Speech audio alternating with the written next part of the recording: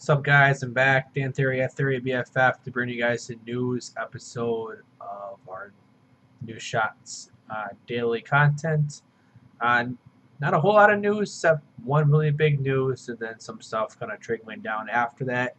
The big news today, obviously, uh, besides my headphones making things really awkward, is that the Cardinals traded for AP from the Saints. I was for a conditional draft pick. We'll sure we'll hear more terms from it as time goes. Immediately after they traded for Adrian Peterson, they cut Chris Johnson, which was to be expected because Chris Johnson looked like shit.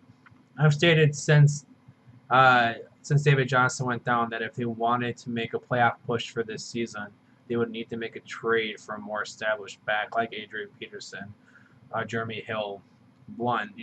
Those two guys when they were still struggling to get it going with their teams, and then obviously before AP started to really struggle with the Saints. It's a good fit for the Cardinals. They bring in an established running back that'll start probably immediately. Don't expect much from him this weekend. He's obviously acclimated into the offense. The Cardinals still have a weak offensive line, but this now gives them the balance that they've been looking for, which means that you're going to see a lot of AP first couple downs, and then Andre Ellington will then get the passing work and third down and things like that. Basically, this makes AP, I have him more as a low-end RB2 with probably mid to high RB2 upside. It just really depends how he takes into this offense. In terms of Andre Ellington, he's still fairly safe, but it's really going to be seen on how this offense is going to be used going forward. Moving on to some Lions news. Eric Ebron said he's been in the dumps mentally, but he's optimistic about turning it around. That says a lot because he's looked like shit all season outside of one decent week. Darren Fells has outsnapped him, has gotten touchdowns, and the balance of the Lions offense, Ebron just hasn't been needed. So hopefully it turns around. I'm not as optimistic as he is. Hopefully if he needs to get help, hopefully he gets help, and this is more of a beyond football problem. I just hope he gets the treatment and the things needed to get that turned around for him. Sterling Shepard is seen in a walking boots today in practice. I didn't expect him to go. This was per Dan Duggan via Twitter. I don't expect him to go this weekend. Looks like it's going to be a lot of Roger Lewis, Travis Rudolph, Evan Ingram, things like that. They're playing against Denver, which doesn't help. I mean, you lose 3 out of your 4 starting receivers for the season. One of them being Odell, one of the best, if not the best in the league, and then your prize wide receiver acquisition and Brandon Marshall's. So like I said, I don't expect Shepard to play this weekend. I don't expect much from this Giants offense going forward. You can drop Eli Manning in all leagues, unless you're like me and trying to lose in a dynasty league. Other than that, yeah, he's pretty much done. Some news by Vikings, some more positive and some less sad positives, is that Teddy Bridgewater will be reevaluated Monday, and that will determine whether or not the Vikings activate him off the PUP list.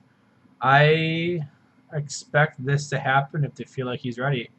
And then this was per Chris Thomason via Twitter, who also tweeted out that we don't have any injury news on Bradford, except that it was just wear and tear on his knee, no bruise, no ligament, no real serious damage. It's just going to be what he expects to have going forward, which means that his career is looking more done than it is continuing, which is really sad because he's really got it going with us last year. He really got it going with the Vikings in the first week, and then it's just been kind of shit. And for a guy who set the accuracy record or the completion percentage record in the season last year, and the way that you got it going in the first week, it was looking like this offense, the sky was the limit. And losing Cook, then losing Sam Bradford doesn't look great. Thankfully, Case Keenum has taken well into this offense. He got a big win last night. But in terms of Teddy Bridgewater, I would I would expect them to come off this list if they don't feel extremely confident in Bradford. Moving on to a couple Seahawks news. Seahawks expect to have pro sites, or they expect to have pro sites back after their bye week, and then Rawls and Lacey are going to have equal share, probably first couple down opportunities. Which isn't looking good for Seattle. This was their big issue going into this year before Chris Carson finally took over. Is that Rawls and Lacey, or Rawls and Pro sites, excuse me, can't stay healthy, and Lacey just hasn't been good enough to actually do something. This is going to be like this the entire way. Unfortunately, J.D. McKissic really didn't do anything with his opportunities last week, and it's just going to be a fucking nightmare, which doesn't help Seattle's offensively because they need a more balanced running attack to help kind of with this shitty offensive line and take pressure off of Wilson and things like that. If there's a back to Owen, I'd say Pro sites a little bit more because at least he has his established role. As with Lacey and Rawls, it's going to be probably hot hand, who's looked decent, and who can stay healthy. Which right now my bet's on Lacey, sadly. Moving on to some news I didn't know what's going down is that Tom Brady has been reportedly dealing with an AC joint sprain in his left shoulder. This was via for NBC Sports Boston. He first injured this in week 4, then he aggravated it last week against Tampa Bay. Sounds like he's going to go. Just means that you're going to see a lot of Brady Q on injury reports for the rest of the weeks going forward. Also with that, Gronk is on track, and he's practicing and looks to be on track for Sunday. He would have probably played last week had it not been on a Thursday night game. So I expect him to be back this week. They've already stated that he was going to probably play in week 6 when they had him out in week 5 last week. Then last piece of news, Panthers expect Devin Funchess to play Thursday night, and they expect the same out of Jace 2, who's been limited in practice this week, to play as well. Funchess, I believe, had a knee injury, and Jace 2 was, I think, the same. I just had him pulled up, forgot to write it on, so I do apologize. The rules won't change. Funchess has been a massive bright spot in this Panthers offense when they lost Greg Olsen. It's been a massive help to Cam Newton's kind of resurgence after he's gotten healthy. And this Panthers offense has looked a lot more of 2015 than they had last year, which is fantastic for Panthers fans, and it's fantastic for all those Panther believers in terms of with their fantasy. Cam Newton's back to his QB1 ways. Kelvin Benjamin's living up to that potentially top 24 finish, maybe even top 20 finish. Funchess is working himself into every week play, flex, low end to mid high 2.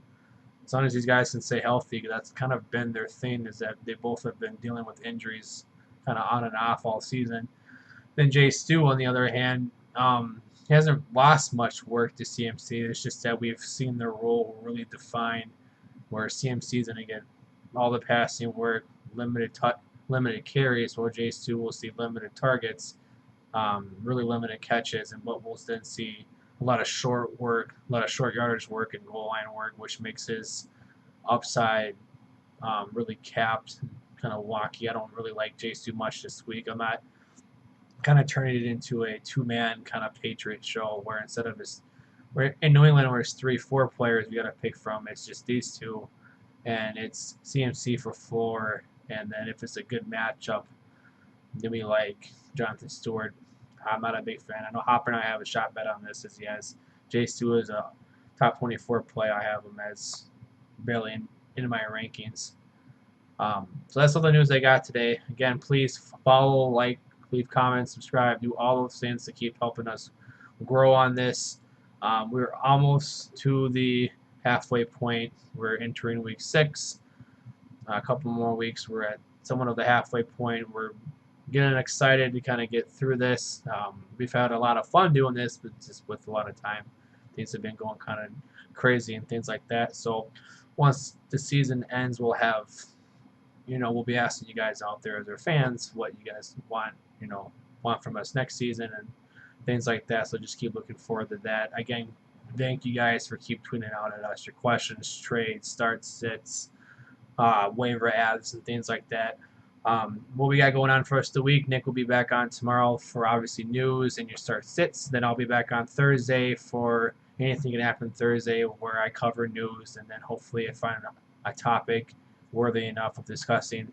Friday, Hopper's back with his DFS plays. I don't know how well he did last week, but with the wackiness of how the NFL has gone so far this season, it's DFS has been really up and down for a lot of people. And then obviously news for that day. Then Nick will be back on Saturday to do his ins and outs, your injury updates, and then look forward to seeing Nick and Chris again on Sunday morning for their live stream on YouTube Live.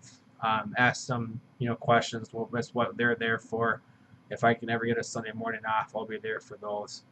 But again, I'm Dan Theory at Theory BFF. Show is at BeerfieldFF on both Instagram and Twitter. Obviously, our YouTube is at Beerfield Fantasy Football. Our Facebook is at Beerfield Fantasy Football. Like, subscribe, leave comments, reviews, and things like that. And I will see you guys on Tuesday, and you'll see Nick tomorrow. Or I'll see you guys on Thursday. You guys will see Nick tomorrow. Thanks. Bye.